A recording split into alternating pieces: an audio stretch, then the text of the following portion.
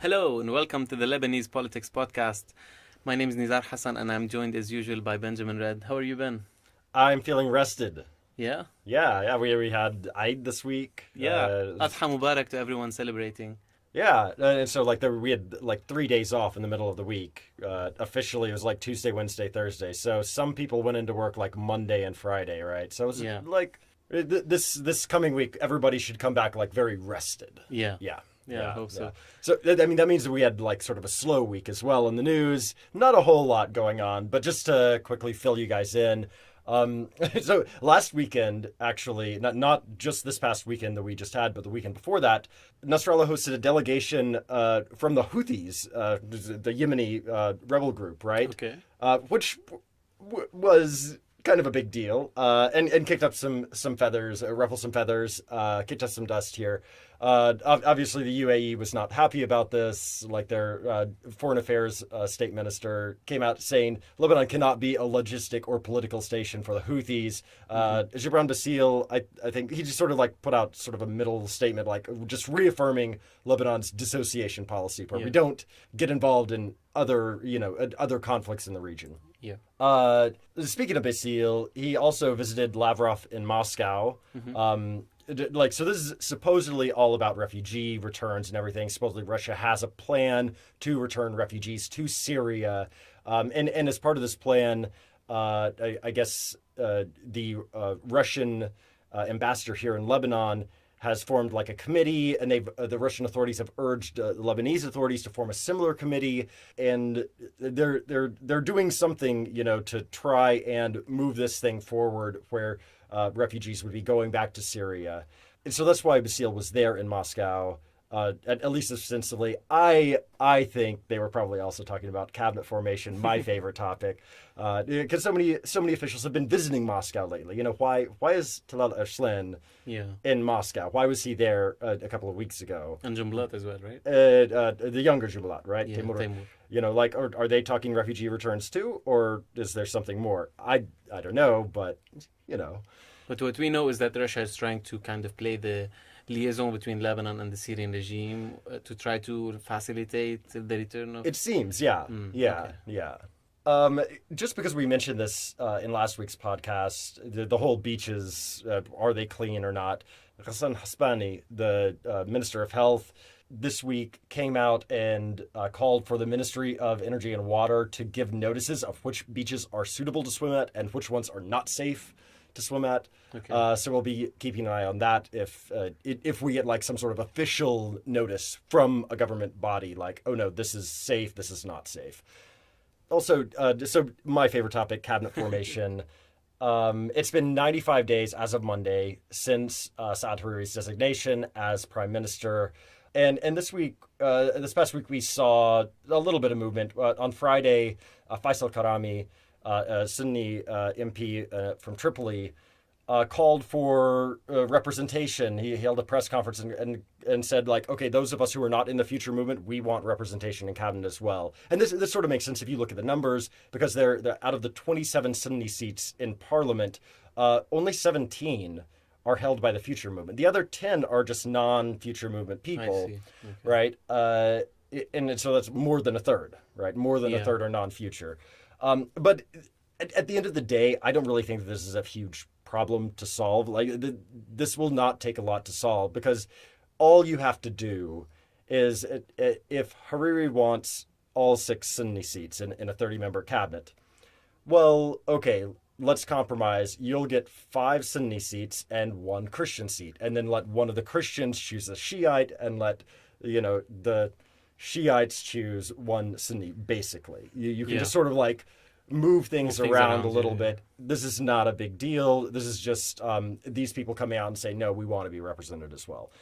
Also, regarding the cabinet formation, supposedly Aoun is waiting until the 1st of September. And this week he's going to be talking to Hariri and supposedly presenting ideas. And then after the 1st of September, he has a plan in case there is no cabinet. And this sort of backs up what I've been saying. That I think we're sort of moving into this period where maybe we can be slightly optimistic that there could be a government, because Aoun, he wants to be seen as the strong leader, the president, of the republic, and and if you are that, then you sometimes need to bash some heads together and get a government going. Yeah. Right. And so we might see him start to put some pressure on the different actors involved, personally start to get a little bit more involved. And that would probably be a good thing if we want to see a cabinet, in the next month or two. Right.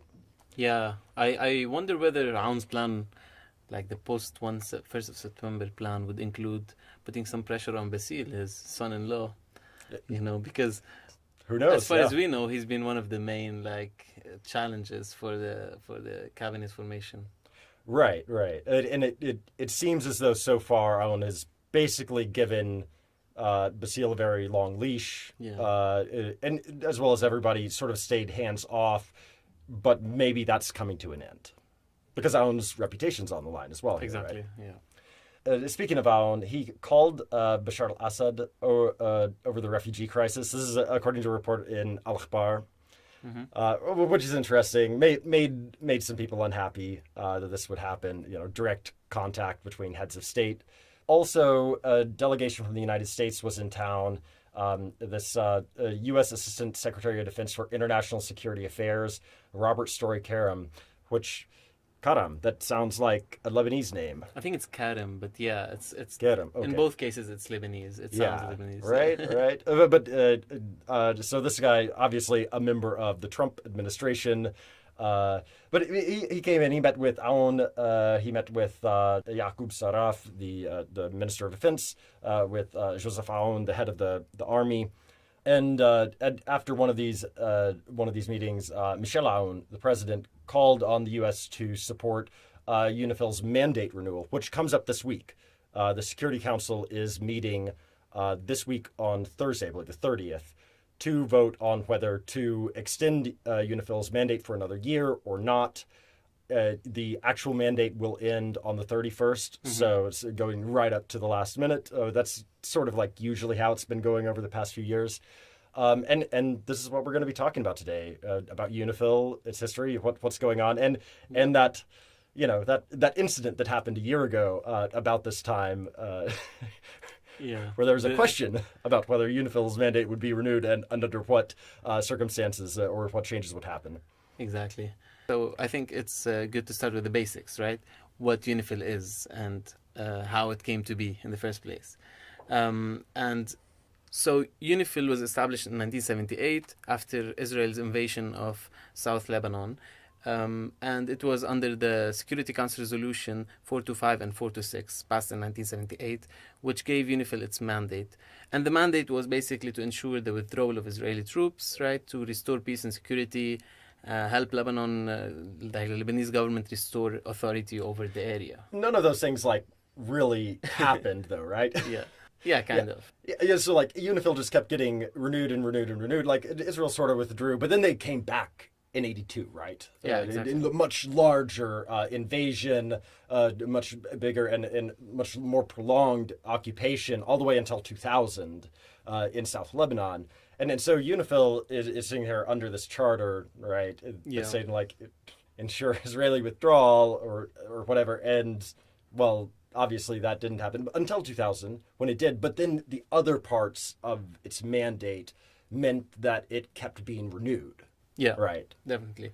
And I think this kind of explains why UNIFIL was necessary after that and why UNIFIL is still necessary now. And I think the major point was 2006 when the Israeli war in Lebanon happened, and Security Council passed another resolution, 1701. They're now very famous for containing an article saying that all illegal or non-state armed groups in Lebanon should be dissolved, right?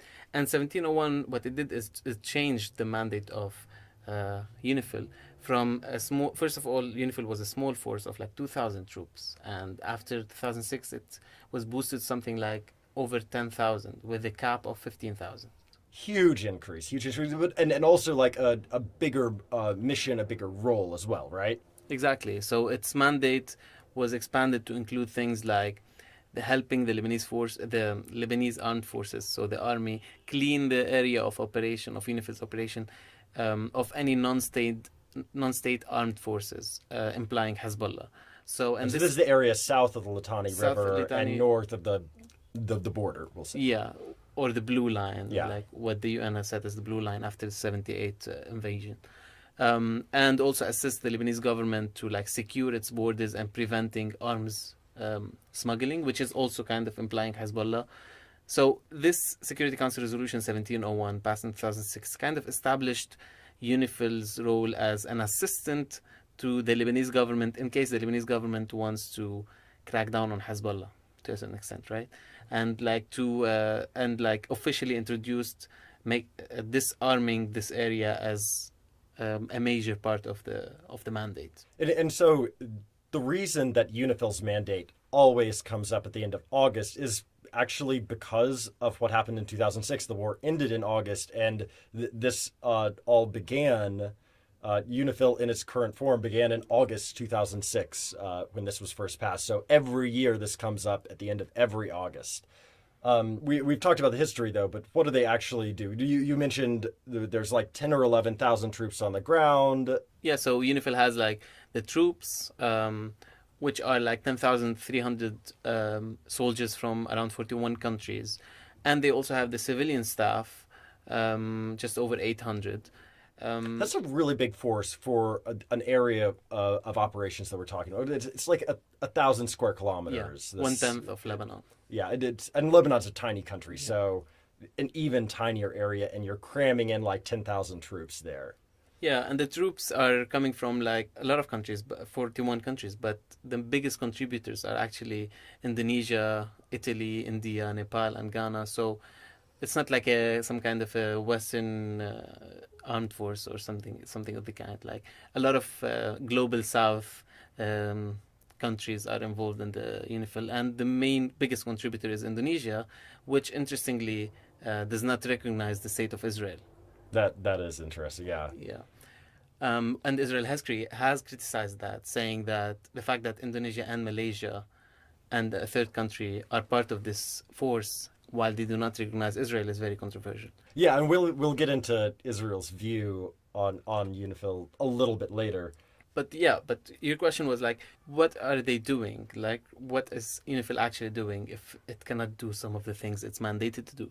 And what they really do is monitor and prevent trying to monitor and prevent violations of 1701 through coordination between Lebanese army, like the Lebanese army, the Israelis. This force is basically the only military force or like major military force that can do this role, right? No coordination between the Lebanese and Israelis is possible. Yeah, we're still technically at war. Exactly. Right. So they do like patrols and they like establish observation points, monitor any violations of the blue line. That's mainly what they do. Right. And so like these like almost daily violations, like Israel like overflying Lebanese airspace and stuff like that. The UN keeps count of all of this stuff, right? Exactly. And apart from that, a more minor aspect is supporting local communities with like projects, free health services, medical, dental, veterinary services, some training programs. But these are things that coming as initiatives from the troops themselves, from like soldiers of a specific country, knowing a specific skill. Well, like the Indians supposedly like teach yoga and stuff like that, right? Yeah, exactly. And some other troops, martial arts, and it's they have these small projects, and they have a program called Quick Impact Project, which is about like meeting specific needs with very limited budgets. But that's a more minor role because the major role is just peacekeeping. Yeah, so you've got like the peacekeeping stuff, you have like the coordination and sort of like deconfliction and de-escalation of conflict, and then you've got like these sort of like softer civilian initiatives and stuff like that. It sounds like it's a pretty good thing. So why does Nikki Haley hate UNIFIL? I guess. I mean, not really, but like last year there was this big blow up led by Nikki Haley, the U.S. ambassador to the United Nations, over UNIFIL and over its role and over the mandate renewal, right? Yeah, it was just ahead of the renewal, and Haley made this big deal about UNIFIL not being loyal to its mandate, giving a green light for Hezbollah to keep smuggling weapons. And her attack was kind of personalized. It was directed against Michael Berry, the leader of UNIFIL back then. Yeah, He was replaced last month. Irish major general, I believe. Exactly. Yeah. And she said the UNIFIL was giving terrorism a pass, and she accused him of being blind to Hezbollah's alleged activities, including the massive flow of illegal weapons, that's a quote, into southern Lebanon. And she accused him of having an embarrassing lack of understanding of what's going on, and saying he seems to be the only person in South Lebanon who is blind to what Hezbollah is doing. So it was pretty heavy. Yeah, it was really just a almost highly personalized attack on him. Very much beyond what you expect any ambassador to say. Exactly. Yeah. Exactly. Yeah. But I mean, like to put this in context a little bit though, Nikki Haley as well is, the representative of a rather extremist administration. And she herself is she's very hawkish. Yeah, she's very so hawkish. She's an extremist within an extremist, regime, basically. Exactly. And her performance on Palestine, for example, confirms how she's unapologetically pro-Israel in any situation. So I mean, maybe she was holding back on Michael Berry. Yeah. Yeah. And Berry responded saying there was absolutely no evidence that this massive flow of weapons was happening, and he said, if, and I quote, if there was a large cache of weapons, we would know about it. So Berry said, if you have evidence, present it, otherwise shut up. And she did get back at him in the official meeting where the resolution was passed, attacking him again without giving evidence. But she said, we have to be honest, for too long UNIFIL's leadership has failed to make sure this goal is realized. In particular, UNIFIL Commander General Berry's lack of understanding of the threat Hezbollah poses to the region is baffling. Again, personalized attack, accusing UNIFIL of being in bed with Hezbollah very explicitly. But this was kind of diplomatic maneuver, right? Trying to influence Security Council members into taking a more a harsher stance, I think. Yeah, so supposedly they wanted to they wanted in the mandate renewal to sort of beef up UNIFIL to be a more explicitly anti-Hezbollah or have greater tools to combat the proliferation of weapons between the Litani and the border. And so they did succeed a bit in changing some language, right? But not a lot. Nothing. Right? They did enough to claim victory. Oh yes, we did this. We beefed up the resolution. But really, basically, it's minor changes. If you compare the 2016 resolution to the 2017 resolution, then it really is minor changes. Yeah. Basically, more patrols and some virtue signaling over implementing Security Council Resolution 1701. And UNIFIL has basically responded to this, right? I had the opportunity to go down to Nakura earlier this year in February. And, they told me, oh, yeah, as of that point, our overall patrols are up 12%. But more importantly, we're diversifying the patrols. So we're doing a lot more foot patrols. That was up 64% over August 2017. They're doing nighttime helicopter patrols. But that's sort of the thing. They see it as they need to sort of diversify the number of patrols rather than just beef up the number of them, because as we mentioned, it's such a small area of operations. Yeah. You don't want to piss everybody off. Yeah. Because that's counterproductive. Yeah, and it's an area with people, right? You can't just be Exactly. patrolling all the time.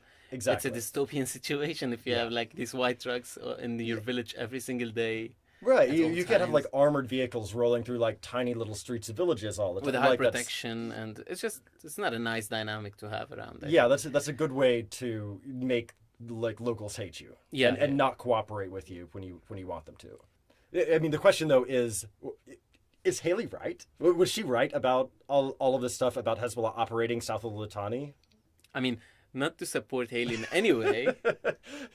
I'm very keen to say, I do not endorse anything Haley has ever said, maybe, but she makes sense in the sense of Hezbollah operating south of the Litani, violating 1701, not explicitly, right? Hezbollah doesn't do any major military exhibitions. Yeah. Or There's no performances. evidence for this, but this is one of those things that just logically it makes sense, and every indication is that this is happening.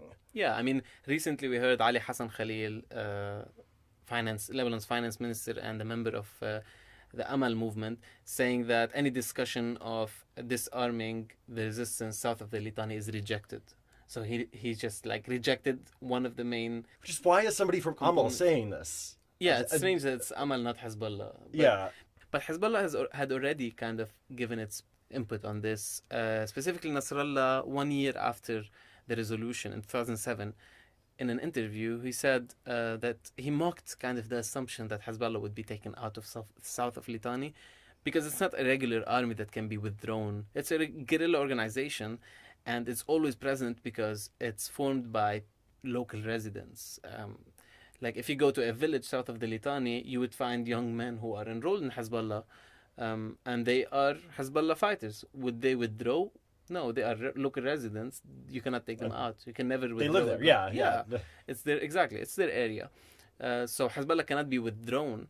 But he also said more explicitly that Hezbollah is actually stronger than it was before the war, including, or to quote him, even south of the Litani. So it's clear that Hezbollah does not have a problem with that, with being a military presence south of the Litani, but it's also cautious about like not showing it very explicitly. Right. They've never given either Nikki Haley or the Israelis any sort of direct evidence of this. Right. Exactly. Yeah. But I mean, what makes sense. What you say also makes sense just from a logical perspective. If you're Hezbollah, you're not going to, like, this is a prime location. You can't, it's part of your mission as the resistance, resisting occupation and resisting Israel, right? It's part of your mission to be in this area. You cannot complete your mission without having a presence in this area. Yeah, it's impossible. And this is the first area that Israel occupies upon the emergence of any war. So this is the main area that like had been occupied till 2000. It's just, it sounds ridiculous from a military perspective that you abandon this area. It doesn't make any sense whatsoever. Right. So does it make any sense then even to call for UNIFIL to try to, disarm this area or counter Hezbollah south of the Litani? I mean, it doesn't from a realistic perspective, but if you look at the content of 1701, it says that UNIFIL will assist the Lebanese armed forces in taking steps towards the establishment between the Blue Line and the Litani River of an area free of any armed personnel, assets or weapons other than those of the Lebanese government and UNIFIL. Right? So it's very clear that it's implying Hezbollah saying one of our missions is to help the army, if the army wants, to make sure there's no Hezbollah armed presence here. Yeah. So the Security Council resolution actually does say that UNIFIL should confront Hezbollah. And also it kind of reiterates what had been mentioned in Security Council resolutions 1559 and 1680, which called for dissolving all military militias and armed groups in Lebanon, and also implying Hezbollah because it's the only major militia that was not dissolved after the civil war. Yeah. Everybody else handed in their weapons as part of the Taif agreements, or theoretically did, right? Exactly. Yeah.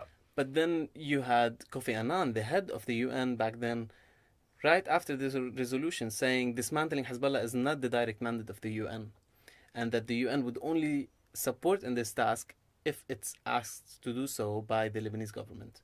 So it's very clear that Kofi Annan was very realistic in what the UNIFIL can and cannot do. Yeah. Which matches the reality, right? Yeah, exactly. So like, it's weird to me that the U.S. Was pushing so hard for this. Since I'm sure Nikki Haley's a smart person. I'm sure she knows, this is not exactly possible. So, I've thought about this, and part of me thinks, okay, well, maybe part of the U.S. strategy here was, well, if we are pushing on this side, if we push Hezbollah from this side, maybe it'll sort of, rock the boat a little bit, and maybe it'll give a little bit of space to Hezbollah's domestic political enemies to pressure them in other ways, or get concessions from them in other ways.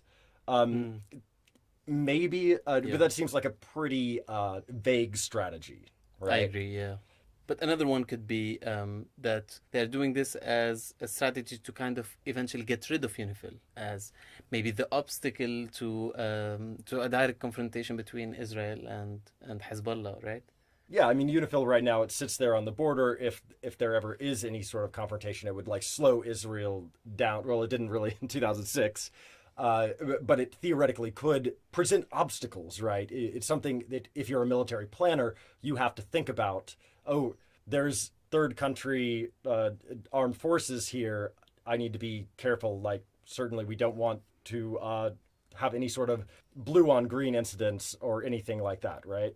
Yeah, but I think this argument as well is faced by the basic idea that the vacuum caused by a potential withdrawal of UNIFIL from South Lebanon would be Hezbollah being more in control of the area, having the space to do what it wants with absolutely no restrictions if you don't have the UN peacekeeping force, right? Right. So, I mean, the only restriction being the Lebanese army, but we can talk about that later. Yeah. But like, I think what kind of what we can conclude from this is that the only thing that makes sense in this strategy that the US and Israel are pursuing is to kind of delegitimize UNIFIL in a way that legitimizes Israeli aggression in the future, right? So if UNIFIL is accused of being in bed with Hezbollah continuously and constantly, then when Israel attacks Lebanon, when Israel attacks Hezbollah, when Israel stops coordinating with UNIFIL in times of aggression, then Nikki Haley would say, "Oh, we told you so. So you know, it's your fault because you didn't listen to us in the beginning when we said that Hezbollah was that UNIFIL was in bed with Hezbollah." So kind of legitimizing future Israeli aggression, I guess. Right. Or even if they just like, well, UNIFIL is just feckless and everything, that like almost achieves the same goal. So I think that a really interesting part of this, though, is how does Hezbollah, on the other side of things, how does Hezbollah see UNIFIL? Are they just happy that they're there? Well, no, it gets a little bit complicated, right? Yeah, I guess so. I mean, one would expect Hezbollah to have a similar position to Israel because it's the other side. The story with UN peacekeeping being like any peacekeeping force is always in this awkward position where it's hated by both and liked by both at the same time. Yeah. Right. But Hezbollah is more cautious, I think, than we would expect in relation to its attitude towards UNIFIL. And I think what reflected most clearly Hezbollah's position on UNIFIL was Nasrallah's speech celebrating the victory after 2006 war. So it was in September 2006. And he said, and I quote, "We have welcomed you, and I reiterate that I welcome you in the framework of a clear mission. Your mission is to support the Lebanese army. Your mission is not to spy on Hezbollah or disarm the resistance. This has been confirmed by Secretary General Kofi Annan and several officials." So Nasrallah, he was saying, if you know what you're doing here, and if you are committed to this very specific mission, then we welcome you. And he kind of continued in this language. Yeah, it's sort of like a warning, right? So this is right after UNIFIL was beefed up. It was right after it got its new mandate, its new mission and everything. And so it sounds to me like he was saying, okay, come on in, but here's a warning. Don't try to go beyond the very like narrow confines of your mission here. Yeah, and he was more explicit even saying that because he said, like, pay attention. He told UNIFIL leadership to pay attention because, and I quote, "I have heard some information that there are those who want to drag these international forces to a clash with the resistance." And then he added, "This is dangerous. The international forces have come for a specific mission and they should not interfere in the Lebanese affairs and lead to such involvement." So he was very clear in his like kind of political threatening thing. And yeah, like here are the confines. This is the line. Exactly. Yeah. And he was critical a bit of the UN when he said that, you know, we've had all these countries that contribute troops to UNIFIL. He said that they are ashamed of saying they are here to defend Lebanon and more comfortable with saying we are defending the security of Israel. So he was kind of hinting that they might have a bias against Lebanon or be like in this position where they are embarrassed of them operating in this area at the same time. Which sort of mirrors like what you were talking about with Israel, Israel's view of like Indonesia, right? Like saying, these guys, we don't know if we trust you, right? And we should note that this was in a time where Hezbollah's population was very angry at UNIFIL because it was the time where we knew for sure that when Israel attacks, UNIFIL will not stop it. Because we saw it firsthand. Israel was attacking and it killed 1,500 people, and UNIFIL was barely able to do anything about it. Right. They didn't really do anything to stop the Israeli invasion, and they didn't do anything really for civilian protection either, which is crucial. If you're there as a peacekeeping mission, you have to protect the population. Exactly. And then the most prominent Shiite cleric in Lebanon, Sayyid Muhammad Hassan Fadlallah, said explicitly that the Lebanese have the right to be wary and cautious in the relationship and perception of UNIFIL, because it seems to be more interested in protecting Israel and its agenda than protecting the Lebanese. So it was in a time where Nasrallah's words are actually pretty moderate compared to the popular feeling back then towards UNIFIL. Yeah. I mean, you still run into people on the extremes as well today, right? Who will say, "Oh no, UNIFIL is just this a bunch of spies from the West. It's basically an imperial force occupying part of Lebanon." And that's sort of the extreme side of some Hezbollah supporters, right? And others in Lebanon. Yeah, but Nasrallah has kind of maintained his moderate rhetoric about UNIFIL throughout, and Nasrallah has more value than everyone else combined when it comes to determining the attitude towards something, right? He's in terms of when it comes to the resistance, yeah, right. He is the voice of the resistance. He is the voice, exactly. Yeah. He kind of maintained the same attitude in 2009. He accused Israel of threatening to wage war in Lebanon, specifically for a couple of reasons, but specifically to force the UNIFIL into taking a different kind of role towards Hezbollah, kind of changing what he says is changing the rules of engagement of UNIFIL. But he said that this would also fail. He was right in that. Nothing major happened. And upon the renewal in 2017, which we talked about now, he celebrated Nikki Haley's relative defeat. And he said that there was an American-British effort to make UNIFIL a force in defense of Israel, and it failed. So Nasrallah is kind of maintaining this cautious, moderate, and kind of nice attitude towards UNIFIL. At the same time, always mentioning how UNIFIL is a potentially dangerous force because some people want to use it against. And that's sort of the really interesting takeaway from looking into this over the past week for me was just how layered things are with UNIFIL, with its support. There's not just oh, we love UNIFIL, we hate UNIFIL. No, it's a really complex picture on both the American and Israeli side and on the resistance side, right? Yeah. Totally. There are ways that both sides benefit from the presence of UNIFIL, but there are also ways that neither side really fully trusts the force. Totally.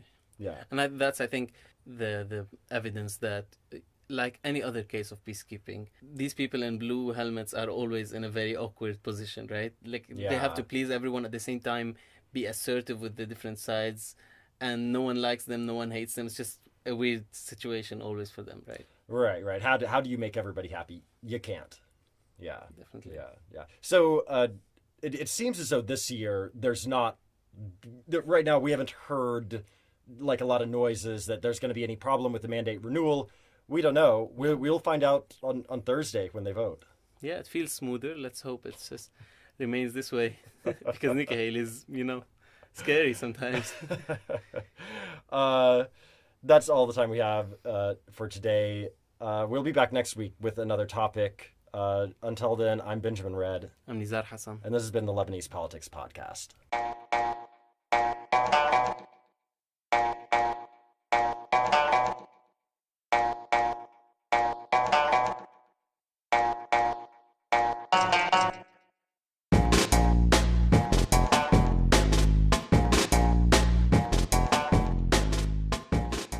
The Lebanese Politics Podcast is brought to you by myself, Nizar Hassan, Benjamin Red, produced behind the scenes by Susan Wilson, and the music is by Omar El-Fil.